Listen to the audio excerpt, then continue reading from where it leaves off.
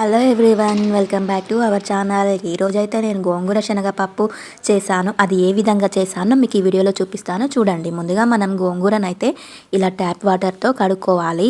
నేనైతే ఎర్ర గోంగూర అంటారు కదా, అది తీసుకున్నాను. ఇదైతేనే ఈ సమ్మర్లో పుల్ల పుల్లగా తినాలనిపిస్తుంది. తర్వాత ట్యాప్ వాటర్తో కడిగాక డ్రింకింగ్ వాటర్తో అయితే మరొకసారి అయితే కడిగి పెట్టుకున్నాను.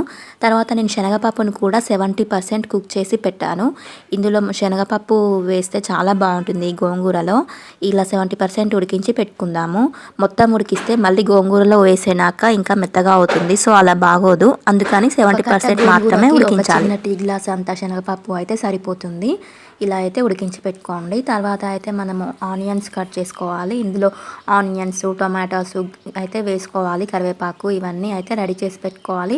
తర్వాత గ్రీన్ చిల్లీస్ కూడా మనము మిక్సీ పట్టి పెట్టుకోవాలి. ఇందులో పచ్చికారం వేస్తే చాలా బాగుంటుంది. ఎండుకారం కూడా వేసుకోవచ్చు, కానీ దానికంటే ఎక్కువగా పచ్చికారం టేస్టీగా ఉంటుంది. ఇలా పచ్చికారం మిరపకాయలు మిక్సీ జార్లో వేసుకొని తర్వాత కొంచెం క్రిస్టల్ సాల్ట్ వేసుకోవాలి. ఆ తర్వాత ఒక 2-3 వెల్లుల్లి అయితే వేసుకుందాము. ఇలా అన్నీ వేసుకొని మనమైతే దీన్ని పేస్ట్ చేసుకుందాం. తర్వాత అయితే మనము ఒక గిన్నె పెట్టుకొని అందులో 2 స్పూన్స్ ఆయిల్ అయితే వేసుకోవాలి. మీడియం ఫ్లేమ్లో పెట్టుకొని ఇలా ఆయిల్ అయితే కొంచెం ఆయిల్ అయితే హీట్ అయిపోయింది. చూడండి, ఇప్పుడైతే నేను కొద్దిగా జీలకర్ర ఆవాలు పోపులో వేస్తున్నాను. జీలకర్ర ఆవాలు వేగాక అందులో నేను ఆనియన్స్ వేసాను. ఇలా ఆనియన్స్ వేసుకొని మనం అందులోనే తర్వాత కొద్దిగా గ్రీన్ చిల్లీస్ ఇంకా కర్రీ లీవ్స్ అయితే వేసుకుందాము.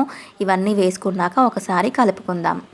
చూడండి, ఇవన్నీ ఆయిల్లో మాత్రం ఇలా ఫ్రై అవుతున్నాయి కదా. ఇలా మనకు కొంచెం ఫ్రై అయిన తర్వాత కొద్దిగా ఫ్రై అయినట్టు అనిపివ్వగానే అందులో కొంచెం పసుపునైతే వేసుకుందాం. పసుపు కూడా వేసుకొని ఒకసారి ఇలా కలుపుకోవాలి. పసుపు అన్నీ వేసుకున్న తర్వాత ఆనియన్స్ వేగాయి అనుకున్నాక అందులో టమాటాస్ అయితే ఇప్పుడే వేసుకోవాలి. మనం గోంగూర వేసుకుంటే అవి పచ్చి పచ్చిగా అనిపిస్తాయి, సరిగా ఉడకవు. గోంగూర త్వరగా ఉడుకుతుంది కాబట్టి, సో అందుకని మనము పోపులోనే ఇలా టమాటాలు వేసుకోవాలి. ఒక 2 మినిట్స్ అయితే మూత పెట్టి ఉడికించుకోండి. ఇలా టమాటా కొంచెం ఉడికిన తర్వాత ఈ కారంని కూడా ఇప్పుడే వేసుకోవాలి. ఈ కారం కూడా ఇప్పుడు వేసుకోవడం వల్ల కొంచెం పచ్చివాసన అయితే పోతుంది. కారము ఆయిల్లో ఈ విధంగా ఫ్రై చేసుకుంటే బాగుంటుంది. ఒక 2 మినిట్స్ ఇలా కారం వేసాక అయితే మూత పెట్టి ఉడికించుకోండి. ఆ తర్వాత మూత తీసి కొంచెం ఉడికాక గోంగూరనైతే వేసుకోవాలి. ఇలా గోంగూర కొద్దిగా వేసుకుంటూ కలపాలి. ఇలా కలుపుకుంటూ గోంగూరనైతే మనం మొత్తం వేసుకుందాము. గోంగూర ఆకు మాత్రం వేయగానే అది ఇలా దగ్గరికి అయిపోతుంది. ఆకు త్వరగానే ఉడుకుతుంది గోంగూర. సో ఇలా మనం కొద్దిగా ఉడికిన తర్వాత మళ్ళీ ఇంకొంచెం వేసుకోవాలి. మొత్తం ఒకేసారి గిన్నెలో పట్టదు కదా, అది ఆకులుగా ఉన్నప్పుడు. ఉడికిన తర్వాత అయితే అది చాలా తక్కువ అనిపిస్తుంది. మనము గోంగూర ఉన్నప్పుడు మాత్రం ఎక్కువగా అనిపిస్తుంది, ఆకుల్లాగా ఉన్నప్పుడు.